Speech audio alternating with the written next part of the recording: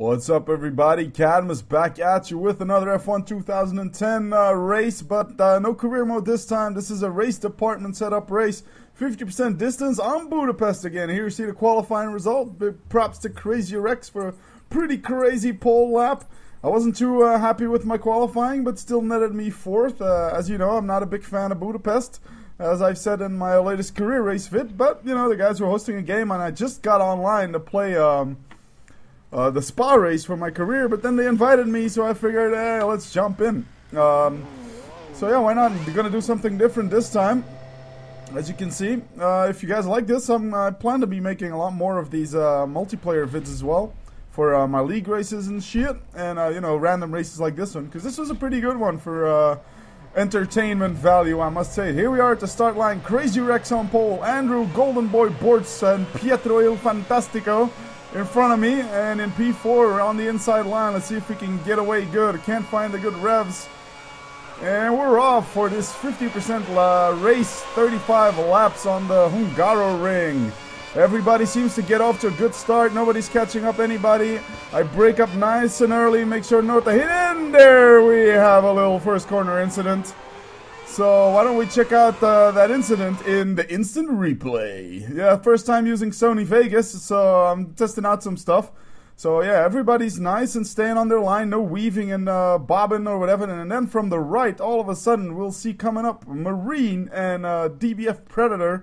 From what it looks like, I think Predator bumped into Marine, who then bumped into Andrew Bortz, and who then bumped into someone else. I mean, very horrifying to see these first lap incidents, especially on a organized race where we know each other from race department and stuff. So really, guys, pay more attention to your braking. I mean, there's no way anybody could have made that corner at the speed they were coming in there. So really a bit disappointed. You know, it's a 50% lap, 50% race, 35 laps. You got plenty of opportunities to overtake. No need to be diving down the inside trying to get that spot. You're just better off to brake a bit earlier. There's the concertina effect, you know, once you're in the pack, you're gonna have to brake earlier than you're used to. So, you know, it's a bit of a shame that that happened, but, you know, not pointing fingers.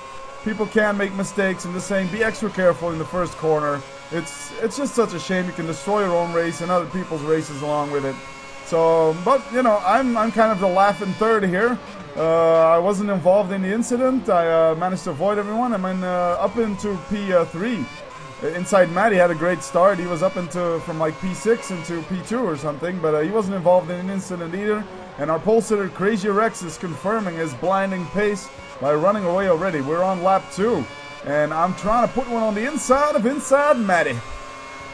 So let's see if this figures out. Inside Matty goes wide. I try to go around the outside. A small touch of contact, nothing big here, but Inside Matty goes wide again. And then I stick it up the inside of Inside Matty. Yeah, pardon the horribly silly pun, but it's still a good pun, I must say. So that nets us P2 in lap 2. So things are actually looking pretty good. Wasn't too convinced after that pretty poor qualifying session. So I actually did 2 hot laps, which I never do. I did 2 hot laps in a row on the same tires.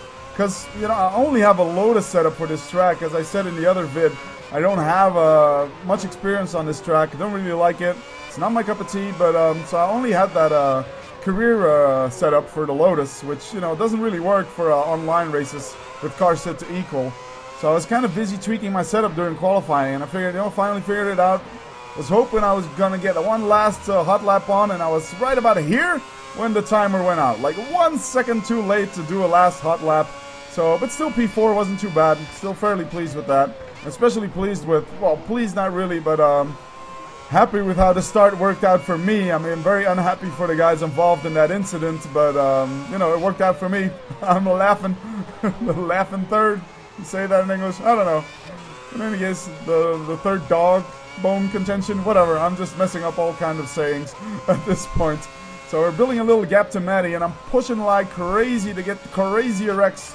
If that's how you pronounce it, keep him in my sights. I pretty much have no hope to catch him because he's going blindingly fast, but I'm just trying to keep the gap reasonably close. Try not to make too many mistakes here. A little mistake here can cost you a lot of time. So nothing much happened. Yeah, I'm not going to show you the whole 50% lap race. I don't think anybody wants to hear me jabbering on for like an hour about a single race doing like 15 laps all on my lonesome. But we jumped 3 laps. I made a little gap to inside Matty, but the options are starting to go off already at lap 5. That's a result of me being a noob and doing 2 hot laps on my primes and started with 90% left on them this race. So I'm trying to keep up to Crazy Rex, which is working out okay. I mean, I lost a second over 3 laps, which is not too bad. Crazy Rex doing an excellent race, really already a blindingly fast pole, 120 something. But then something happens. You see him on the minimap here. Keep an eye on him on the minimap on the left. Well, now you don't see him, but he'll come back. So chasing him, making a gap to inside Matty, happy. And there's Crazy Rex, and he must have had a pretty big off here. Because all of a sudden the gap is down to like 2 seconds or something. You see him in the distance again. So things are looking up here for the race chances. Only like what? Yeah, maybe 1 or 2 seconds behind him now. And even better now when we see Crazy Rex driving into the pit lane. Sweet ass.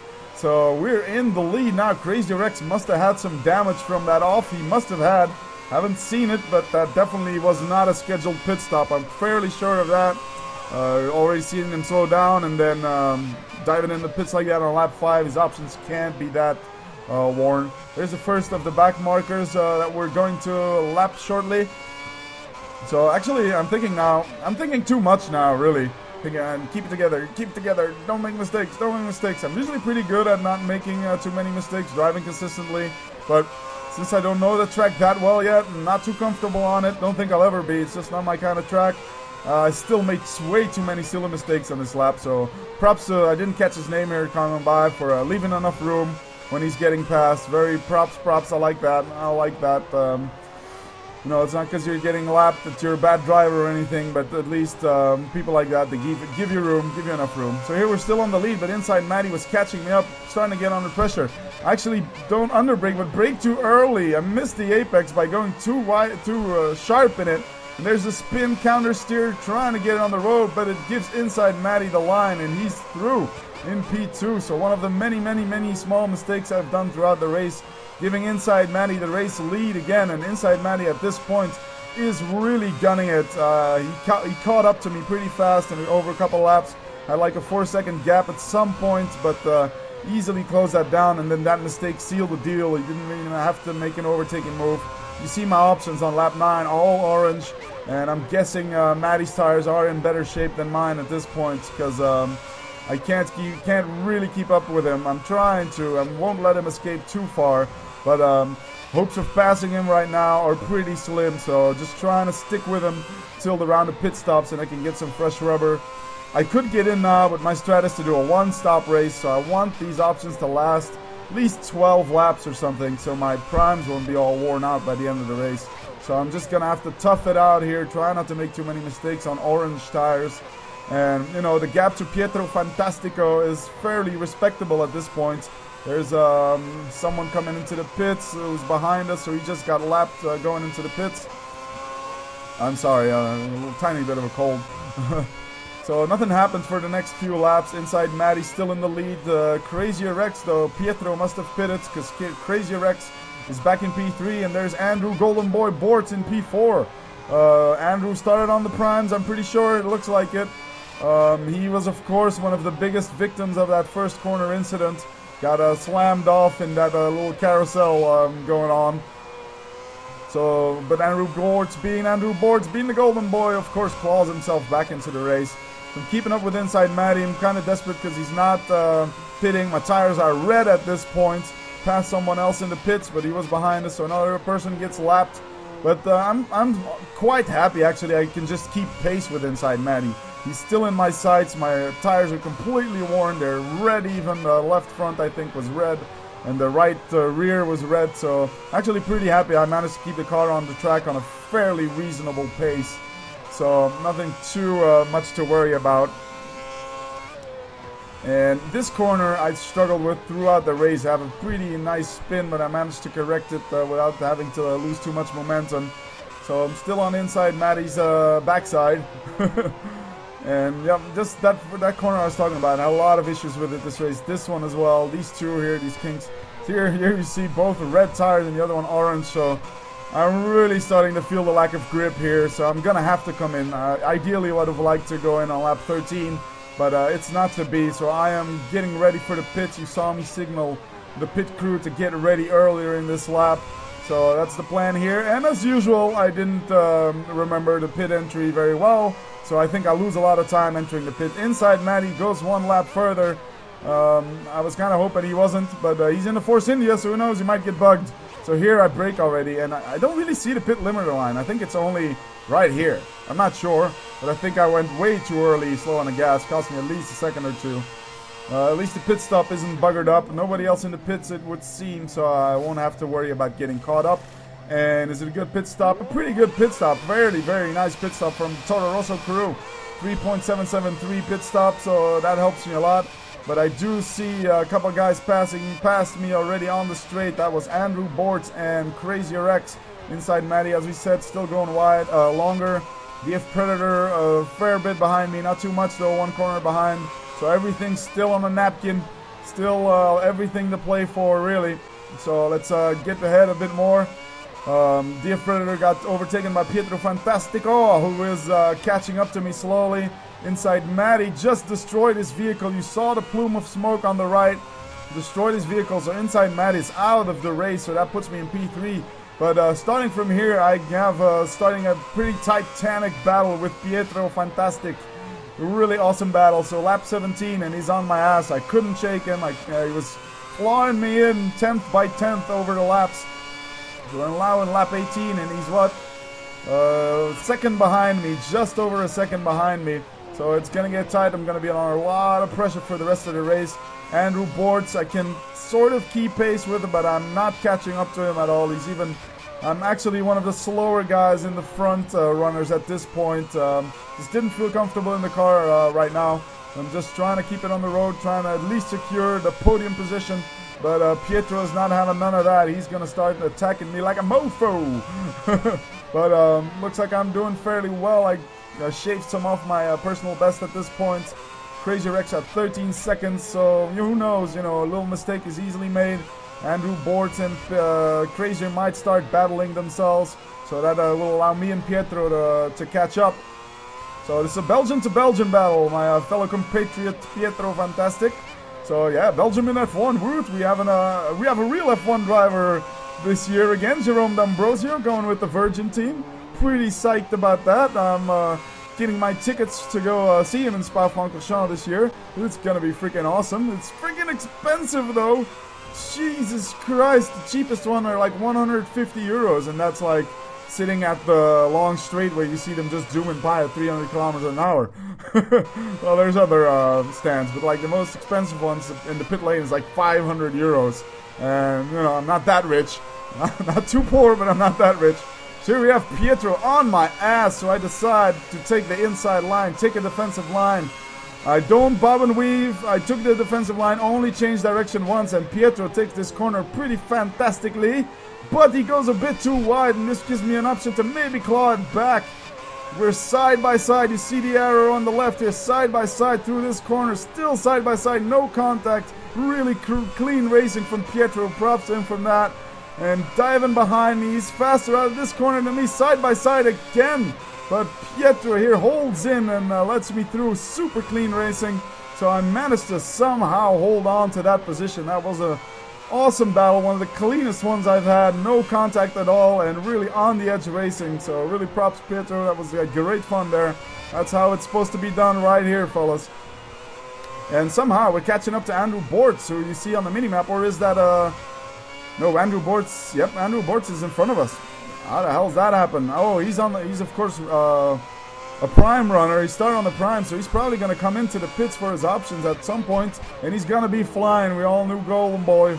Golden Boy is gonna be flying. 13 seconds ahead. The gap to Crazy Rex is become pretty much unassailable. Crazy Rex untouchable in this race, I must admit. I must acknowledge my superior on Budapest at least to Crazy Rex. Awesome race for him. Except for that little off he had in the beginning, but still fast enough. Here we see us passing Bortz, I think, in the pit lane. We should see when the HUD updates on the left. I think so. HUD, update, update HUD, update HUD. Maybe it was someone else in the pits. No, it was Andrew Bortz in the pits. Comes out in 4th. We see him exiting on a mini-map. So for a couple of laps, like I said, since, what is it, lap 15, 16, I had Pietro on my ass. I managed to create a little gap to Pietro, though, at some point. Finally found a bit of a consistent pace back. So I was pretty happy with that. And then I royally mess up.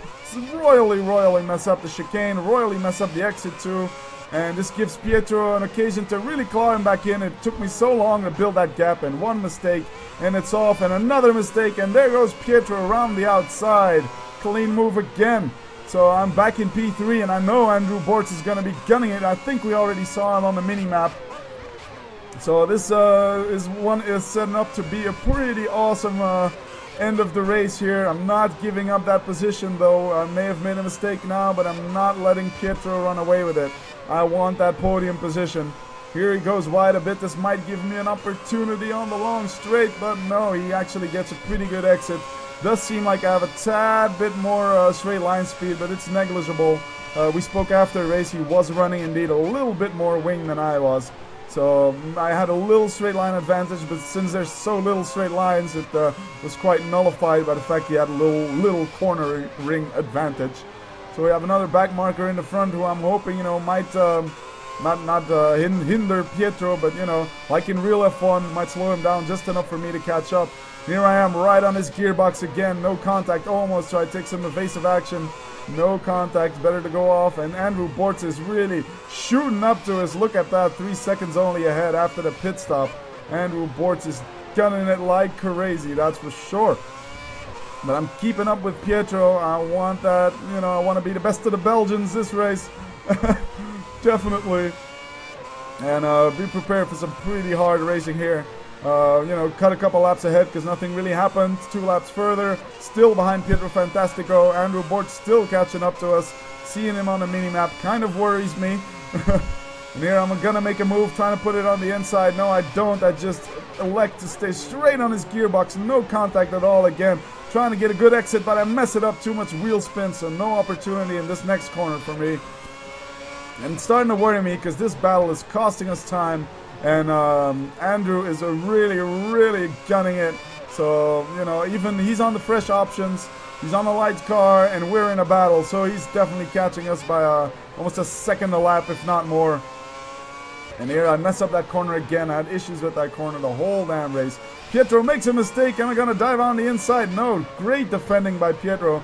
Recovering from his mistake very well. Slight little nudge. I'm sorry about that. And look who's on our ass. Andrew Bortz out of nowhere. That's where you see battling with someone, how much time it can really cost you. And props again to whoever it was getting over to the side, not interfering in this three-way fight now, because now there's Andrew Bortz, Golden Boy, joining the party with Fantastico and Herb McDerb. Awesome racing here. 4 laps to go. Who's going to get that second podium spot? It's clear by now that Andrew is the fastest of the 4 of us, but it's a tough track to pass on, and we're all 3 clean racers. So it's going to be a tough one to see who's going to stay ahead. Andrew Bortz taking the inside line. I'm not nudging him out. I'm figuring, oh, fuck it, I'm just going to have to brake really well. But there's Pietro, so I have to brake a bit earlier than I want to. And Andrew Bortz, very clean, very smooth pass. Gets right through me, cuts me off, but completely legitimately. That's how you do it. That's exactly how you do it. Textbook pass by Andrew Bortz, and a little bump from both of us. I think he bumped into Pietro, slowed down, then I bumped into him, but nobody loses too much battles or too much time in it.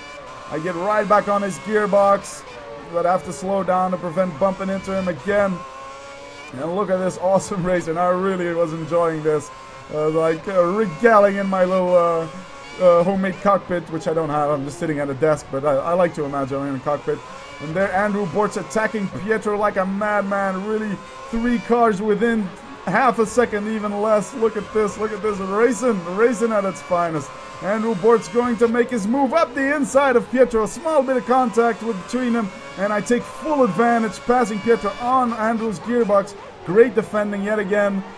Keeps the inside line. I'm figuring if I don't get past him now, this second place is lost because Andrew's just going to run away with us.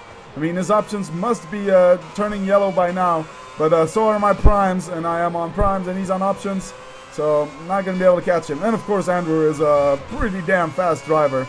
I don't know if I would have caught him anyway, because, you know, seeing all the first lap mayhem he had, claw back from that, and still be in P2 again after speed on the grid. Here's a nice move from Pietro, just coming to show up on the right-hand side a bit, but then holding in again, keeping this position yet again.